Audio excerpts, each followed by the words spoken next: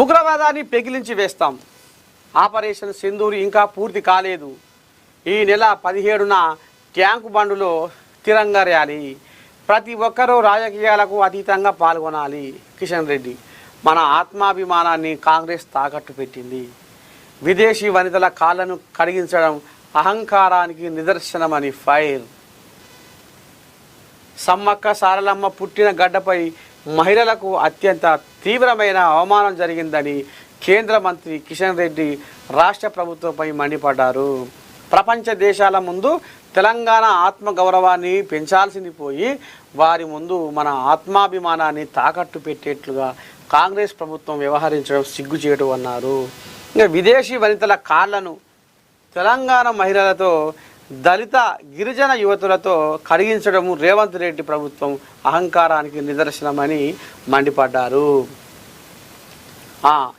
ఇక మరి అంత బాగానే ఉంది కానీ కిషన్ అయ్య ఉగ్రవాదాన్ని పెకలించి వేస్తామని మీరు బాగానే మరి ఇక దంచి కొడుతురు. కానీ ఇక మరి ఇప్పుడు ఇక్కడ చైనా, అక్కడ పాకిస్తాను, ఇక్కడ మిత్రద్రోహి అయిన బంగ్లాదేశ్, ఈ 3 దేశాలు మరి ఒకటి కాబోతున్నాయట.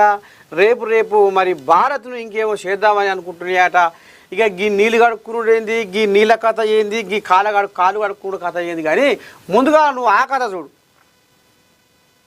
ముందుగా ఇటు బంగ్లాదేశు, అటు పాకిస్తాను, ఇటు చైనా, ఈ 3 దేశాలు కలిసి భారతదేశాన్ని ఏదో చేద్దామన్న ఆలోచనతోటి మరి కాలు దూతుర్రట కయ్యానికి.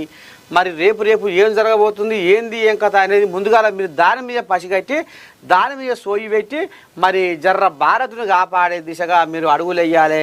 ఇక మరి నువ్వు కూడా మరి మోదీ సారు చెవులు వేయి. మరి ఎందుకంటే ఈ 3 దేశాలు కలిసి రేపు ఏదో మరి కలంపం తీసుకురాబోతున్నాయట భారతదేశానికి.